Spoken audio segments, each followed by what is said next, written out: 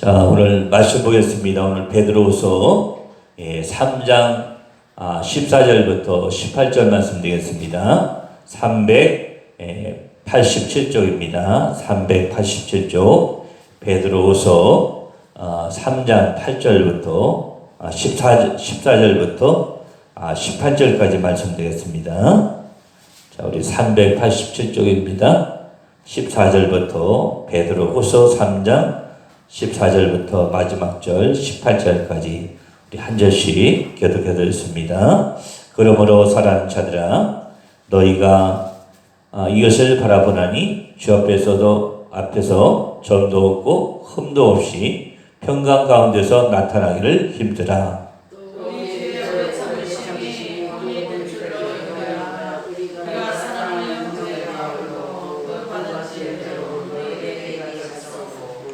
또 그 모든 편지에도 이런 일이 관하여 말하였을 때 그 중에 알기 어려운 것이 더러 있으니 무식한 자들과 굳세지 못한 자들이 다른 성경과 같이 그것도 억지로 풀다가 스스로 멸망에 이르니이다.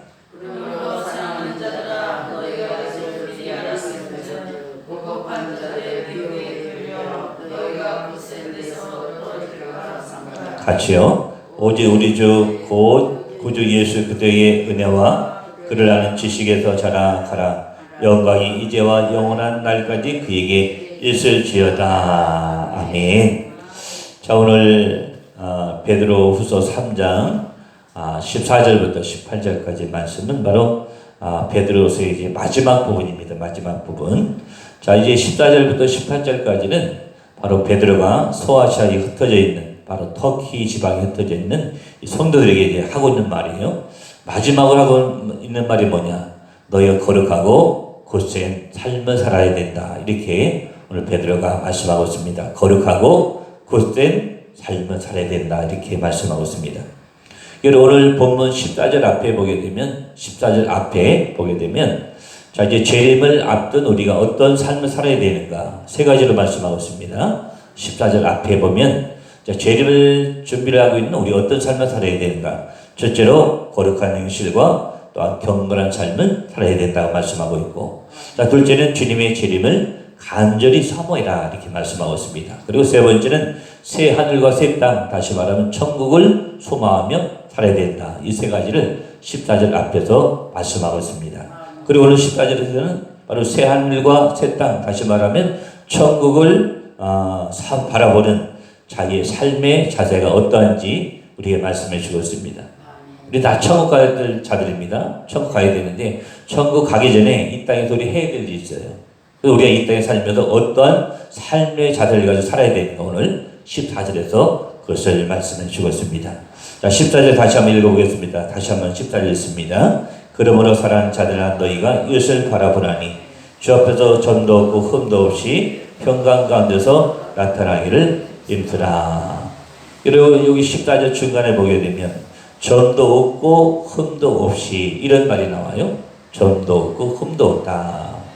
여러분 이게 무슨 말일까요? 점도 없고 흠도 없다.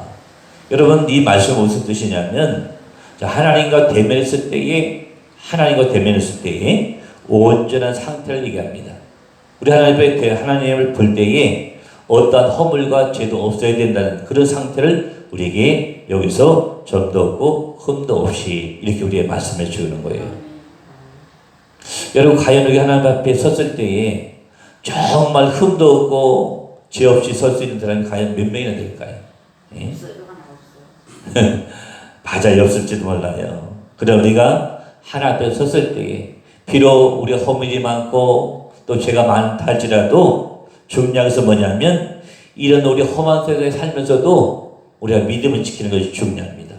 하나님 앞에 정말 내놓을 것이 없지만 부끄러운 우리지만 연약한 우리지만 정말 흠도 없이 점도 없이 그런 상태로 살아가서 우리가 노력을 해야 돼요. 노력. 아멘. 예.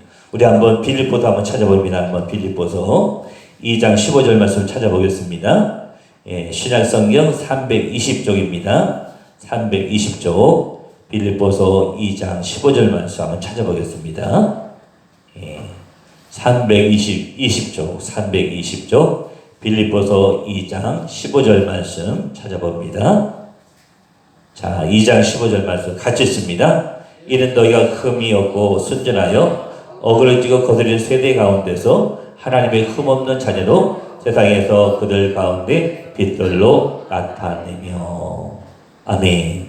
여러분 15절을 보니까 자, 어그러지고 거스리는 세대 가운데서 그랬어요. 여러분 어그러지고 거스리는 세대, 이게 뭘 말합니까? 죄악된 세상을 얘기합니다. 죄악된 세상. 여러분 지금 보세요. 정말 죄악이 정말 꽉 찬 세상에 우리 살고 있잖아요. 매일매일 뉴스 보세요. 누가 어떻게 사람 죽였다, 뭐 했다, 그냥 참 이게 뉴스 보니 겁날 정도로 정말 세상이 정말 최악의 상태. 고모라와 소돔과 고모라와 조리할 정도로 죄악이 가득 찬 세상에 우리가 살고 있습니다. 그래도 우리 성경에도 보니까 바로 어그러지고 거스린 세대라고 말씀합니다. 죄악된 세상에 우리가 살고 있다는 거예요. 여러분 이런 죄악된 세상에 우리가 살고 있지만 그래도 우리는 하나님의 자녀로서 빛을 비치는 삶을 살아야 될 줄로 믿습니다. 문제는 뭐냐면 내 스스로 빛을 발할 수 없다는 거예요. 여러분 절대로 내 스스로 빛을 발할 수 없습니다. 바로 빛 대신 하나님이 우리를 비춰줘야 됩니다. 아멘. 빛 대신 하나님 우리를 비춰줘야 우리가 빛을 발할 수 있는 것이지 내 스스로는 절대로 빛을 발할 수 없어요. 왜? 우리 죄인이기 때문에. 우리 죄악된 세상에 살고 있기 때문에. 빛 대신 하나님 우리를 비춰줘야 내가 바로 세상의 빛과 소금의 그를 감당할 수 있는 거예요. 아멘. 그러나 여러분 정말 하나님이 나를 통해서 빛을 비춰주시려면 내가 어떤 삶을 살아야 됩니까? 하나님 나를 빛을 비춰주시려면 하나님 이 빛을 가지고 세상 비춰나가려면 어떤 삶을 살아야 돼요? 우리는 철저하게 하는 말씀에 순종하는 삶을 살아야 됩니다. 아멘. 예. 여러분 우리는 거울에 불과해요. 거울. 여러분 거울은 스스로 빛을 낼 수가 없어요. 거울은 빛이 들어와야 이 거울을 반사해서 우리 빛을 비출 수 있는 것처럼 우리는 거울에 불과합니다. 이 거울을 누가 비춰줘야 돼요? 하나님이 우리를 비춰줘야 돼요. 빛 대신 우리를 비춰줘야 거울인 우리가 세상에 빛을 비춰줄 수 있는 거예요. 아멘. 그러려면 철저하게 말씀에 순종하는 우리 삶을 살아야 됩니다. 아멘. 그래서 말씀 뭐라고 했어요? 말씀 내 발의 등이요 내가 하는 게 내 빛이라고 말씀하고 있잖아요.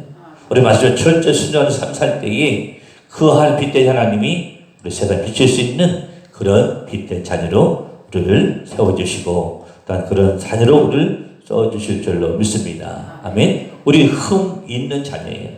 제가 많은 자녀입니다. 그래도 불구하고 하나님 우리 비춰주실 때에 내가 하나님 앞에 온전히 설 수 있는 줄로 믿습니다. 아멘. 여러분 비록 우리가 제약된 세상에 살고 있지만 내가 정 하나님 앞에 섰을 때에 흠없고 부끄러움 없는 그런 자녀로서 설 수 있도록 다시 한번 우리가 최선을 다하고 말씀대로 살려고 노력해야 될 줄로 믿습니다. 자, 여러분 다시 한번 15절 16절 한번 보세요. 한번 다시 보겠습니다. 베드로후서 3장 15절 16절 한번 보세요.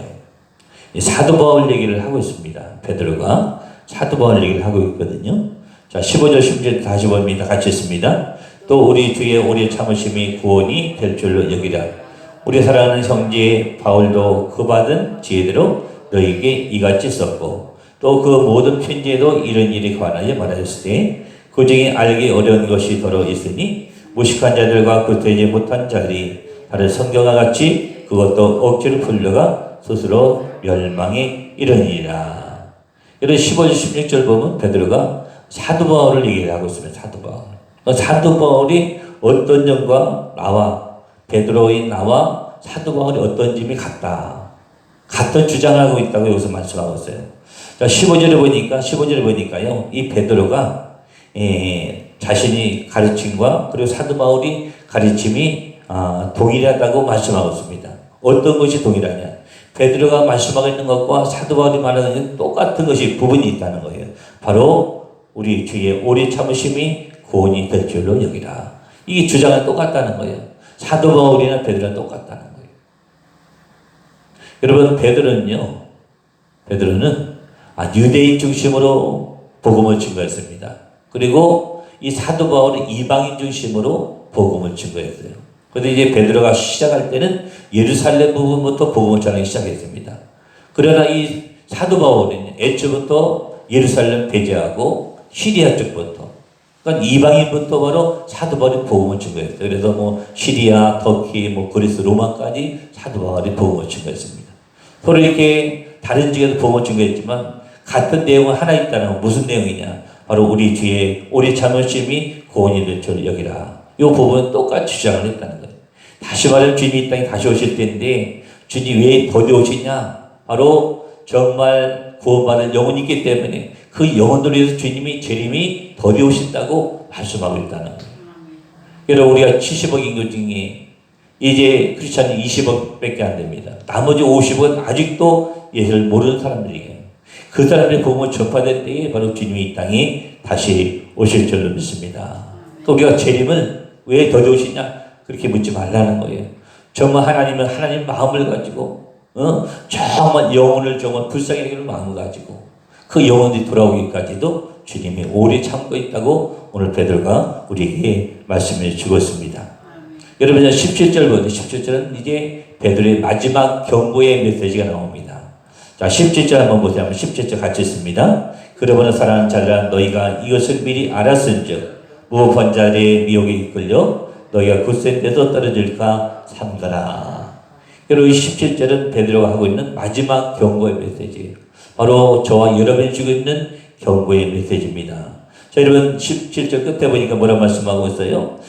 미혹에 이끌려 너희가 굳센 데서 떨어질까 삼가라. 미혹이 너희가 미혹에 빠져서 너희가 굳센 데 떨어질까 조심하라는 거예요. 여러분 굳센 데 떨어질까가 무슨 말입니까? 바로 너희가 믿음에서 떨어질까 조심하라는 얘기예요. 아멘. 여러분 우리가 믿음 생활해도요 어떻게든지 사단은 우리의 믿음 생활에서 끌어내리려고 합니다. 어떻게 하나님과 멀어지게 만들고요. 하나님 대적하게 만드는 것이 바로 사단입니다. 그래서 오늘 베드로가 마지막으로 경고의 메시지가 뭐냐? 너희가 굳세 떨어질까 조심하라. 다시 말하면 믿음에서 떨어질까 조심하라고 우리에게 경고의 메시지를 주고 있습니다. 여러분 하나님은요 어떤 사람을 쓰시냐? 믿음에 견고하게 서 있는 사람을 쓰십니다.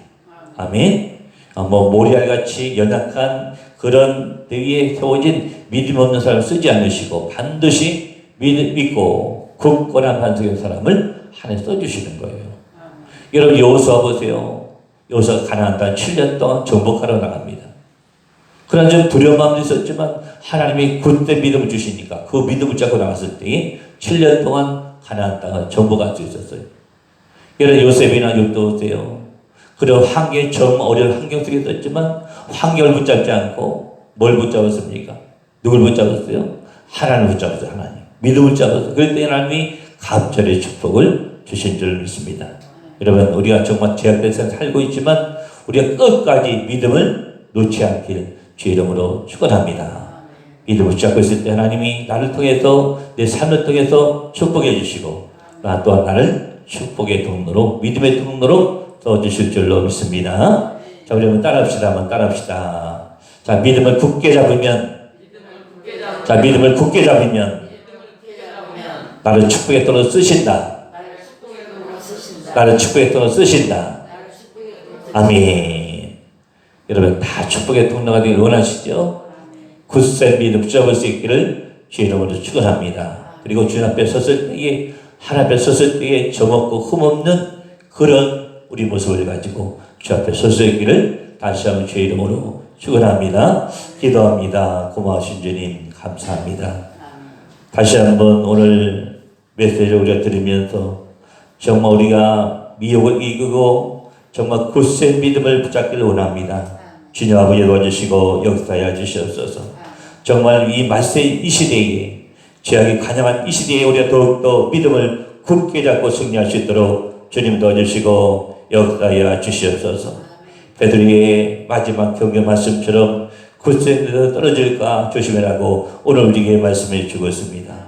하나님 말씀이 주 앞에 가는 그날까지 이 말씀을 굳게 잡고 승리할 수 있도록 주님 도와주시고 역사하여 주시옵소서. 하나님 믿음의 견고한 사람을 쓰시는 줄 믿사오니 우리가 더욱더 견고한 믿음을 붙잡고 나갈 수 있도록 주님 도와주시고 역사하여 주시옵길 바라곤 합니다. 하나님 우리가 믿음의 통로가 되게 하시고 또한 축복의 통로가 되게 하시며 아버지 앞에 섰을 때에 정말 부끄럼 당하지 않는 저들로 다 축복해 주시고 역하여 주시옵소서. 감사드리고 살아있는 하신 예수 그리스도의 이름으로 기도했습니다. 아멘. 우리가 굳세 믿음을 붙잡고 승리케 해달라고. 자, 우리 주여 세 번 외치고 기도 돌아가십니다. 주여, 주여, 주여. 고마우신 주님 감사합니다. 하나님 이 새벽에도 우리가 굳세 믿음을 붙잡고자 주 앞에 나와서 말씀을 드리며 또한 기도하며 아버지 앞에 다시 한번 눈물로 기도하오니 하나님 이 죄악된 세상에서 우리가 믿음을 놓치지 않도록 주님 도와주시고 여기하여 주시옵소서. 하나님 말씀을 굳게 붙잡고 갈 수 있도록 주님 도와주시옵소서. 말씀에 순종하는 삶을 살 수 있도록 주님 도와주시고 역사하여 주시옵소서. 하나님의 말씀은 내 발의 등이요 내가 하는 길이 빛이라고 말씀하고 싸우니 하나님 말씀에 절대 순종해서 정말 아버지 앞에 섰을 때 부끄러움 당하지 않도록 주님 도와주시고 역사해 주시고 오직 말씀과 그대로 하나님 굳건한 믿음에 설 수 있도록 주님 도와주시고 역사하여 주시옵길 아버지 앞에 다시 한번 간절히 소망하며 기도하오니 하나님 죄도 붙잡으시고 하나님 역사하여 주시옵소서. 하나님 우리 사랑 우리 권사님 집사님 다 붙잡으시고 하나님 우리 권사님 집사님 통하여서 아버지 하나님 나라가 든든히 서가게 하시고 하나님 주님 오신 그날까지 정말 주 앞에 충성하며 믿음을 찾고 승리할 수 있도록 주님 도와주시고 역사하여 주시옵소서.